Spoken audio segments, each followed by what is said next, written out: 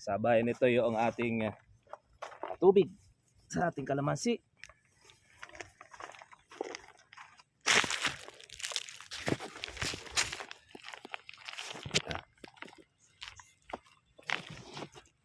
Tubig tayo. Sabay po ng ating paglalagay ng ating pataba.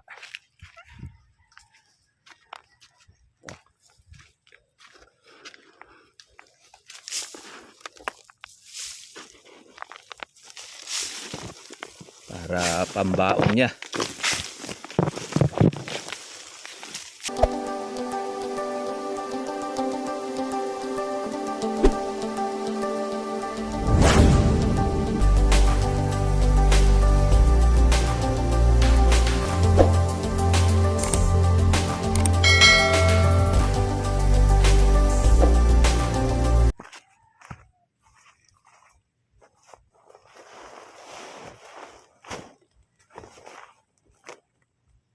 Good morning mga katribya, tayo po ay maglalagay po ng ating abono sa ating kalamansi.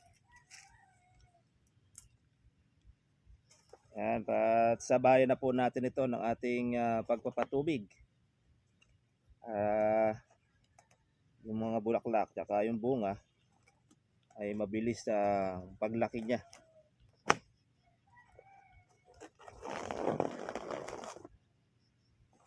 Ito ang ating organic fertilizer mga katribya. Nagtaasan na po ang mga bilihin, pati mga pangunahing pataba. Meron na lang, meron tayo nagagamit organic fertilizer na inventor, ating kapwa Pilipino.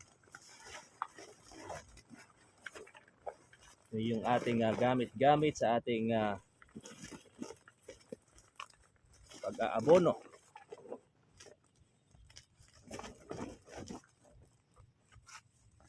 Sabay nito yung ating tubig sa ating kalamansi.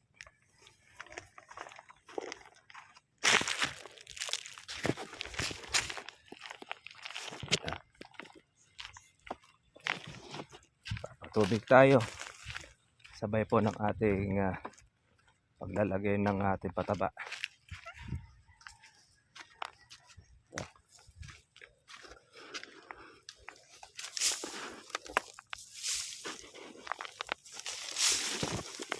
Para pambaon niya.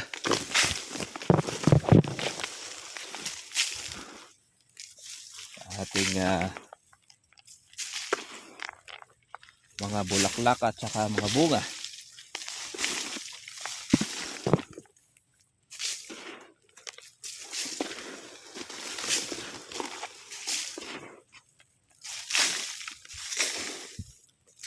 Grabe po ang init ngayon mga katribya.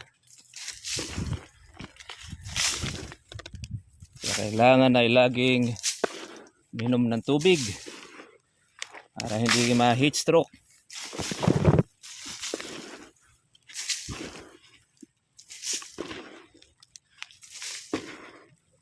Ating taba. Grabe. Kawawa ang mga magsasaka. Hindi makakapagtanim.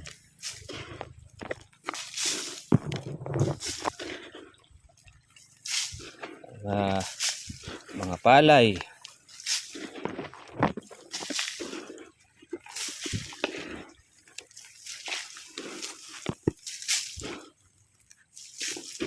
Ating granules para siyang yung triple 14 ang katumbas, pero matagal po ang kanyang bisa. Ng ating abono, halos 2 months.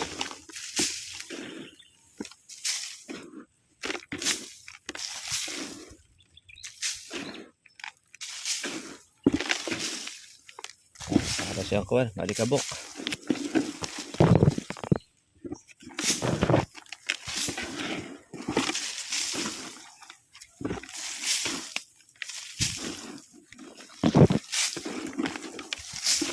Ito naman ay sa lahat ng mga nababasa natin, ito natin nilalagay. Lahat ng mga natutubigan para siya ay matunaw. Hindi tayo naglalagay sa mga pilapil. Sayang yung ating pataba, hindi niya kakainin. Sa tag-ulan po pwede. Dahil mababasa po yun ng ulan. Pero pagka sa ganitong nagpapatubig tayo, lahat lang po ng mabababang area na inaabot ng tubig, yun ang kailangan nating lagyan, mga katribya.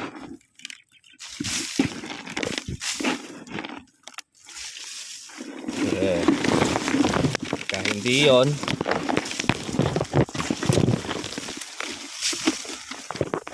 sayang ang ating pagod kainin ang ating pataba. Sigurado po produce naman uli ito ng bulaklak dahil natigang uli siya. Halos nasa 20 days mahigit na tayo ay makapagpatubig uli. Matagal-tagal po ang ikutan. Hinintay na natin yung dinamo para makaminos tayo ng diesel. Dahil sobrang taas po ng kurudo, mga katribya. Kahit bumaba na sinabi nila, kaya lang 120, 130 pa rin ating pataba.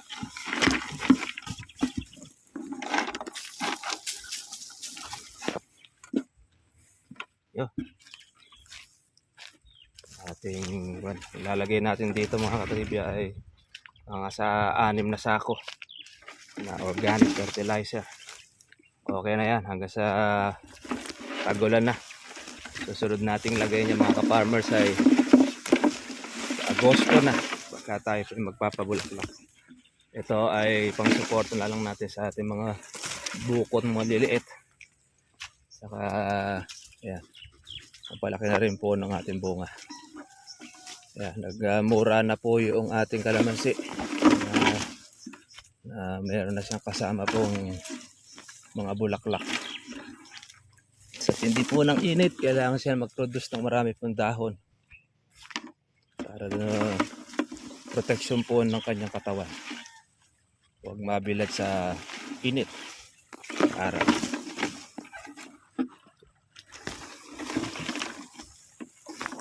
Tubig.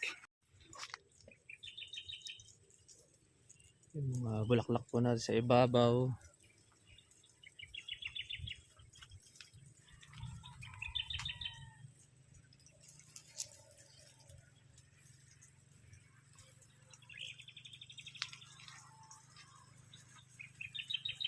Ayan.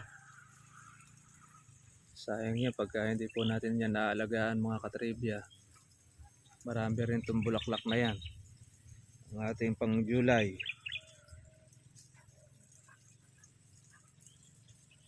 Ganda naman ng mga usbong. Ito, nung nispray natin ito ng foliar ni ng ating pong ka-farmers sa Candaba. Maganda po ang resulta. Magandang parami ng usbong. Saka merong kasama po siyang bulaklak. Ayan.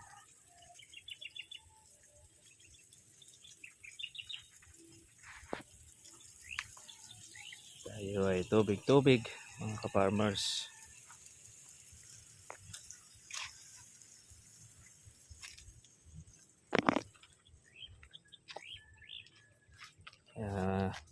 Tagal-tagal itong ating tubig. Halos natatapos tayo rito mga ka-farmers ng kulang 3 araw ng ating pagkapatubig para medyo matagal-tagal naman po ang ulit. Halos 20 days bago tayo maulit dito sa ating pagkapatubig. Kaya sinusulit na rin po natin. Dahil matagal po ang ulitan. Kasi isang dinamo na lang po yung ating ginagamit. Hindi na tayo nagdi-diesel dito para hindi po malakas sa konsumo. Yan, nag-share na lang tayo ng ating bayad kuryente.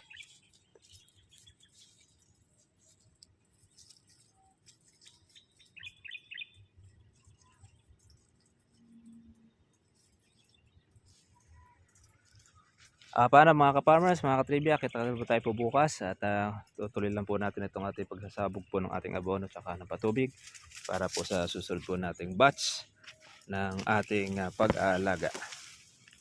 Okay, God bless po sa inyo lahat mga ka-trivia. Bye-bye.